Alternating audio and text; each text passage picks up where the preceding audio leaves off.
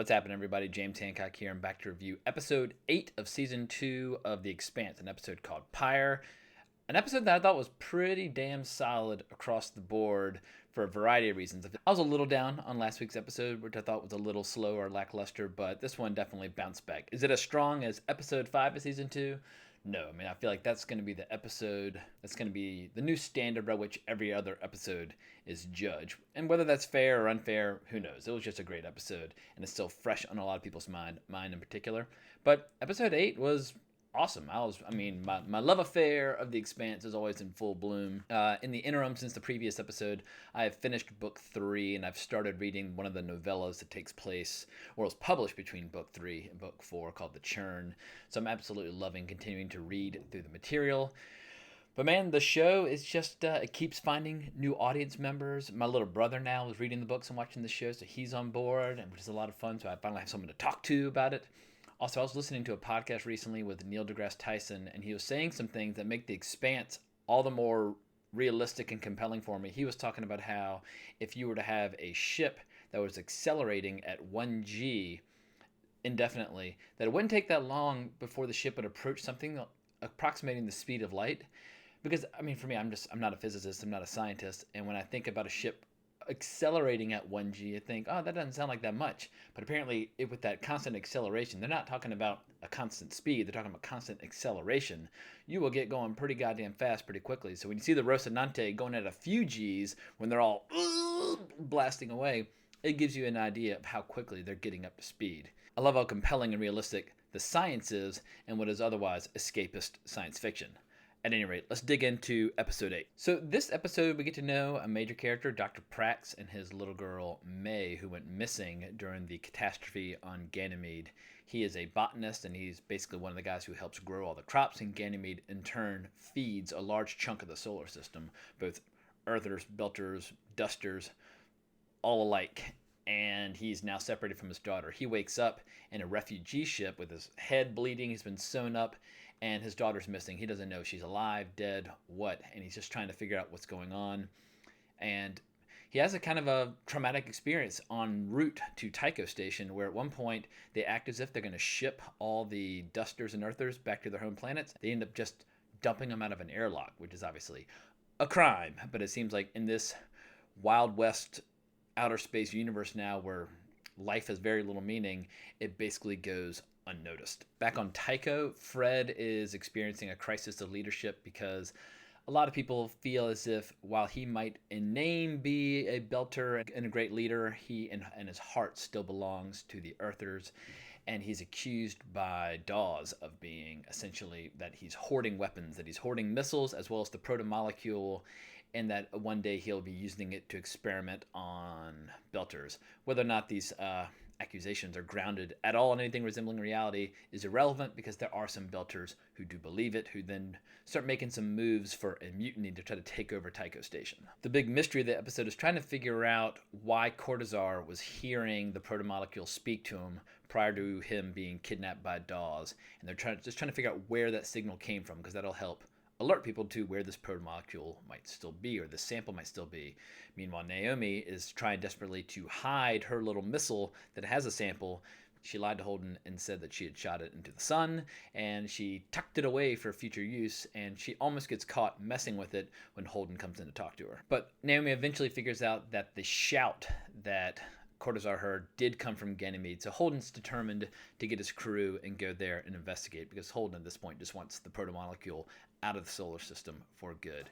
Meanwhile, poor Amos, he's drifting around. Amos has really been shaken by the fact that he was accused or looked at with total unbridled hostility by a child, and he realizes that he's become something that he hates. And for people who are interested in the character of Amos, I love Amos. The story, The Churn, which was published between book 3 and book 4, but actually chronologically takes place long before even like the novels take place, it does provide a lot of great backstory into the character of Amos, which is what I'm reading right now. And I like the fact that the writers periodically will flesh out little characters, even if it doesn't necessarily have to do with the central storyline. But Alex is a little pissed off at Amos because Amos doesn't seem to be that interested in all the refugees that are arriving on Tycho Station, including Dr. Prax.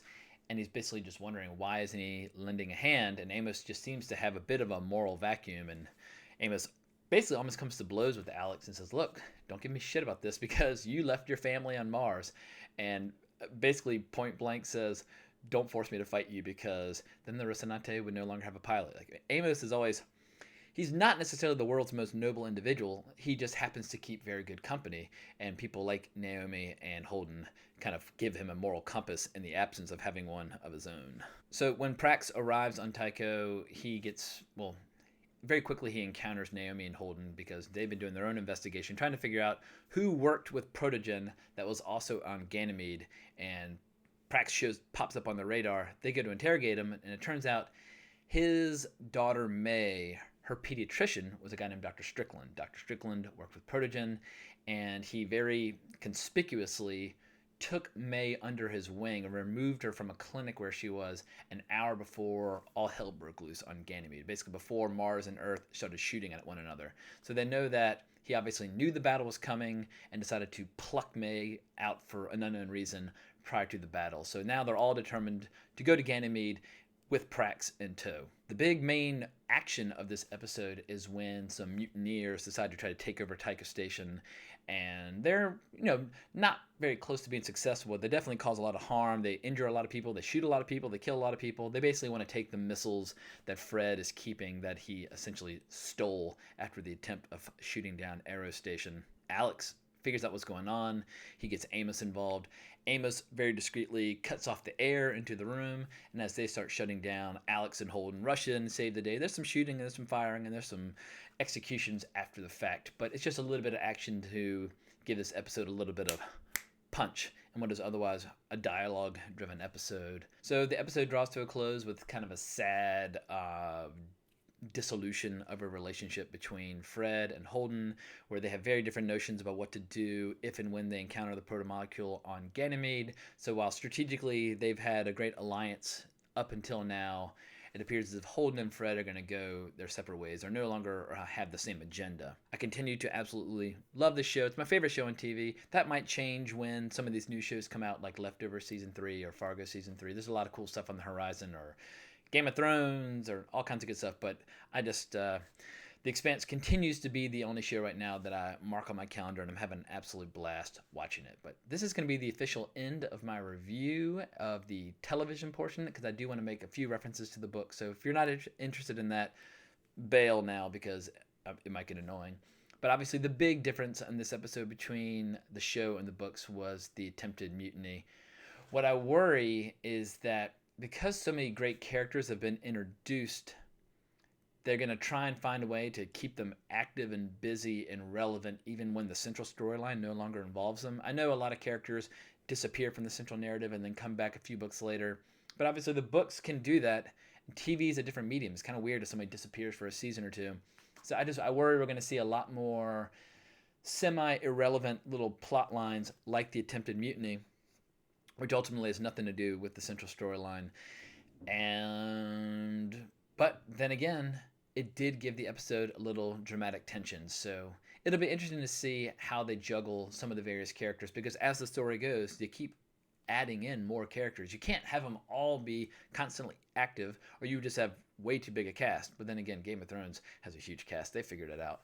So we'll see what happens. And while in the previous episode 7, I was pretty annoyed by the differences between the book and the show, in this episode I had no problems with it. I have no problem with a show making creative changes or taking poetic license, as long as the changes serve a purpose and improve the overall viewing experience. For me, when I read these books, I look at them like, wow, this is the best screenplay that you could possibly hope for a TV show. Why make changes unless you absolutely have to? So when and if I give the show some shit for deviating from the books, it's only because I feel like if you've got a great story already written, why fuck with it? That said, this episode, very satisfied fan, thoroughly enjoyed it. I just look forward to next Wednesday. So hope you enjoyed my review, hope you enjoyed my recap, and give me a subscribe and all that good stuff. And I'll be available on Twitter at Colbrax if you want to talk more about any topic you can think of. And thanks so much for watching. Talk to y'all later.